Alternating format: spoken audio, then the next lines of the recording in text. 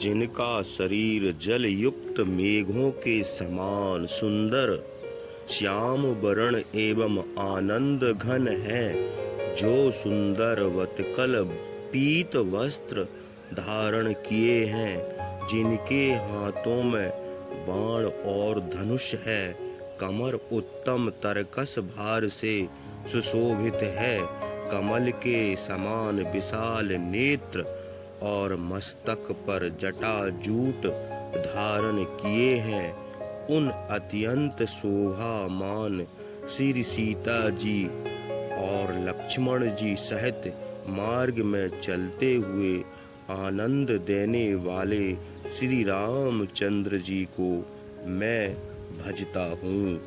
शिव जी कहते हैं, हे पार्वती, श्री रामचंद्र जी के अत्यंत पवित्र चरित्र सुनो। जब सुमंत्र जी राजा दशरथ जी की आज्ञा पाकर सिर नवाकर और बहुत जल्दी रथ जुड़वाकर वहां गए जहां नगर के बाहर सीता जी सहित दोनों भाई थे, तब वहां पहुंचकर सुमंत्र जी ने राजा के वचन श्री रामचंद्र जी को सुनाए और विनती करके उनको रथ पर चढ़ाया। सीता जी सहित दोनों भाई रथ पर चढ़कर हृदय में अयोध्या को सिर नवाकर चले।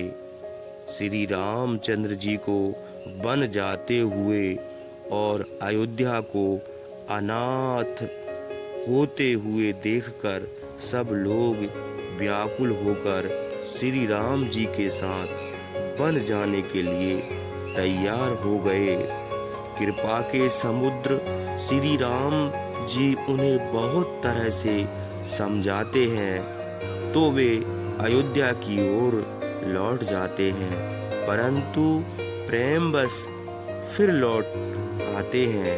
अयोध्यापुरी बहुत डरावनी लग रही है, मानो अंधकारमयी काल रात्रि ही हो।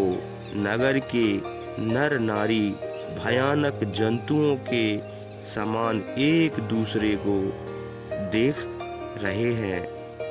घर शमशान, कुटुंबी भूत प्रेत और पुत्र हितैषी और मित्र यमराज के दूत जैसे लग रहे हैं। बगीचा में वृक्ष और बेल कुमला रही हैं। नदी और तालाब ऐसे भयानक लगते हैं कि उनकी ओर देखा भी नहीं जाता। सभी प्रकार के पशु पक्षी श्री राम जी के वियोग में व्याकुल हो रहे हैं। स्त्री पुरुष आपस में कहते हैं, विधाता ने कैकई को भीलनी बनाया, जिसने दसों दिशाओं में भयानक आग लगा दी। श्री रामचंद्र जी के विरह की इस अग्नि को लोग सह न सके, सब लोग व्याकुल होकर भाग चले।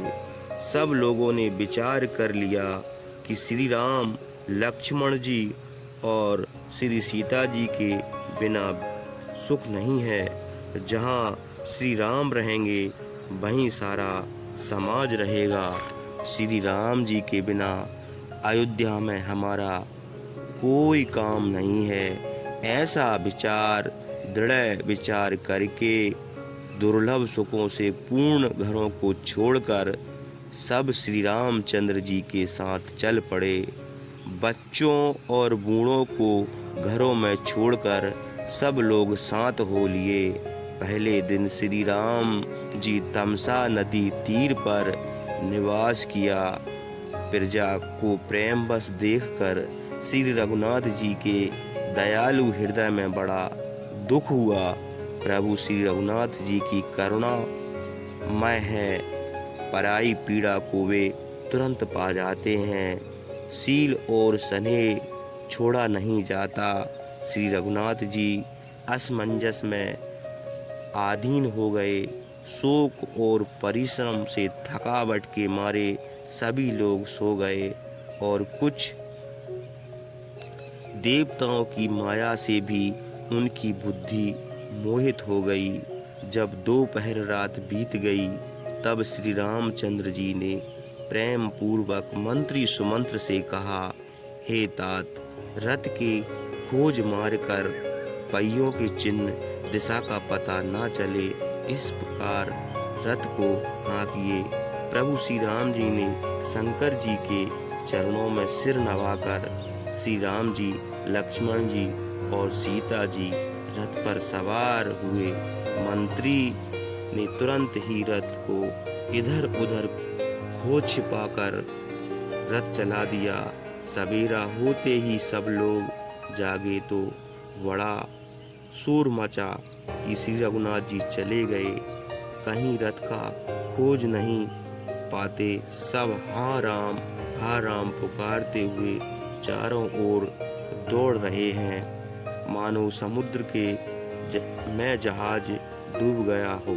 वे एक दूसरे को उपदेश देते हैं कि श्री रामचंद्र जी हम लोगों को छोड़कर चले गए। वो सोचते होंगे कि सबको कलेश होगा, यह जानकर छोड़ दिए। वे लोग अपनी निंदा करते हैं, श्री रामचंद्र जी के बिना हमारे जीने को धिक्कार है। विधाता ने यदि प्यारे का वियोग ही रचाता तो फिर उसने मांगने पर मृत्यु क्यों नहीं दी। इस प्रकार बहुत प्रकार से विलाप करते हुए अयोध्या वापस आए। उन लोगों के विषय वियोग की दशा का वर्णन नहीं किया जा सकता। 14 साल की अवधि की आशा से ही वे प्राणों को रखे रहे। श्री राम जी कहते हैं, मैं और मेरा, तू और तेरा, यही मेरी माया है, जिसने समस्त जीवों को बस में कर रखा है। इंद्रियों, विषयों को और जहाँ तक हमारा मन जाता है, उन सबको माया का खेल जानना चाहिए। विद्या जिसके बस में गुण है और जगत की रचना करती है, वह प्रभु से प्रेरित होती है। और अविद्या अत्यंत दुख रूप है, जिसके बस में होकर जीव संसार रूपी कुएं में पड़ा रहता है। जो परमात्मा का नित्य दर्शन हो वही ज्ञान कहलाता है। जो माया को, ईश्वर को और अपने स्वरूप को नहीं जानता, उसे जीव कहना चाहिए।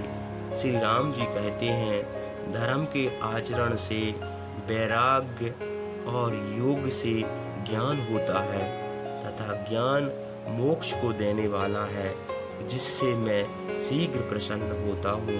वही मेरी भक्ति है। वह मेरी भक्ति स्वतंत्र है, उसको किसी दूसरे साधन का सहारा लेने की आवश्यकता नहीं होती।